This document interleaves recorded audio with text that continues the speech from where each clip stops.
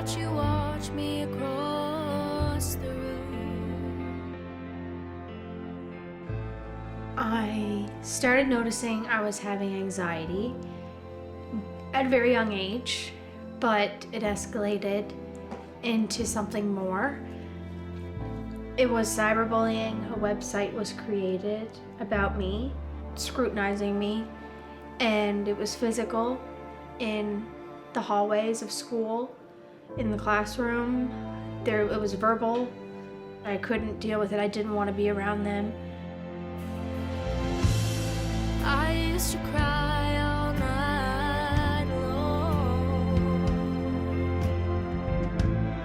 write in my journal, how could I ever go on?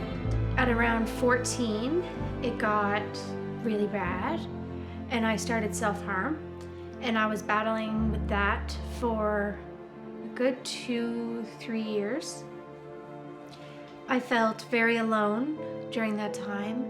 Like, I didn't have anybody. I couldn't talk to my parents because I was embarrassed about what I was feeling. I didn't have many friends. I needed an outlet.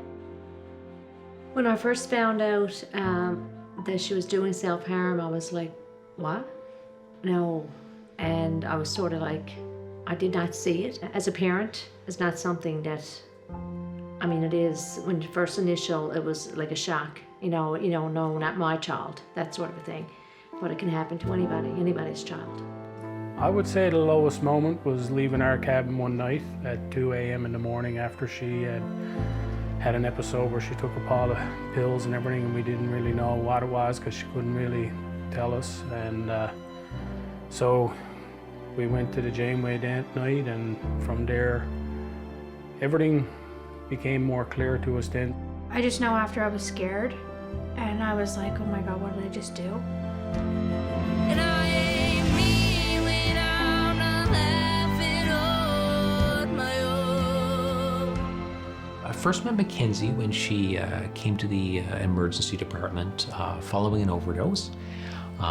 And that was related to an anxiety disorder that she was dealing with. A lot of our work together was a combination of what I call medical management, making sure the prescribed medications were kind of optimized, working as intended, changing as necessary.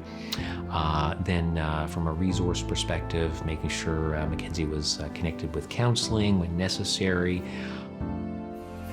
They said I'd never make it, but I did. They told me not to try, but I forbid it. The Janeway was amazing. Without the Janeway, we wouldn't have gotten through it, actually, because they put us on to the right people that we needed. But without the Janeway, she would not be here today.